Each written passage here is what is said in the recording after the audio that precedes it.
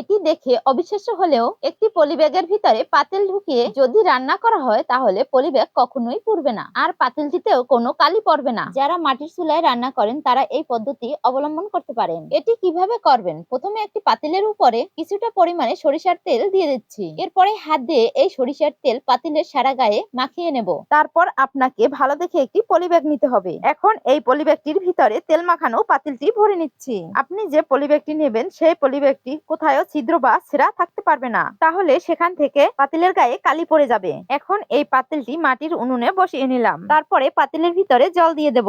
এখানে পাতিলে বেশি পরিমাণে জল নিতে হবে, না হলে পলিব্যাগটি পুড়ে যাবে। আমি এখানে আগুন জ্বালানোর পরে পলিব্যাগটি পুড়ে যাওয়ার কথা ছিল, কিন্তু এখানে পলিব্যাগটি পুড়ে যাচ্ছে না। পাতিল এতটা পরিমাণে গরম হয়েছে জল থেকে ধোঁয়া উঠতেছে। আমি এখানে জল ফেলে দেখাচ্ছি পলিব্যাগটি পুড়ে গেছে কিনা। বন্ধুরা, এটা কিভাবে সম্ভব হলো? এই দেখুন, পলিব্যাগের উপরে আঙুল দিয়ে ঘষা দিলে কালিটা উঠে যাচ্ছে। আমি এখানে আপনাদের পলিব্যাগটি খুলে দেখাচ্ছি। এই দেখুন, পাতিলের গায়ে কোনো প্রকার কালি নেই, সমস্ত কালি রয়েছে পলিব্যাগের গায়ে। আপনি যদি একটি পাতিলের গায়ে কিছুটা পরিমাণে সরিষার তেল মেখে একটি পলিব্যাগ ঢুকিয়ে প্রতিদিন রান্না করেন তাহলে পাতিলের গায়ে কালি পারবে না আর পলিব্যাগটিও পুড়ে যাবে না।